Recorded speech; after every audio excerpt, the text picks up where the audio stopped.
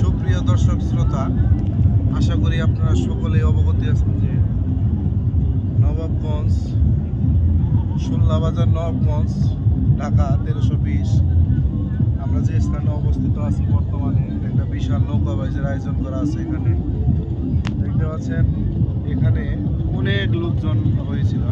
আরও অনেক লোকজন আছে, মোটামুটি ম্যাক্সিমাম অনেক লোক আবার চলেও গেছে।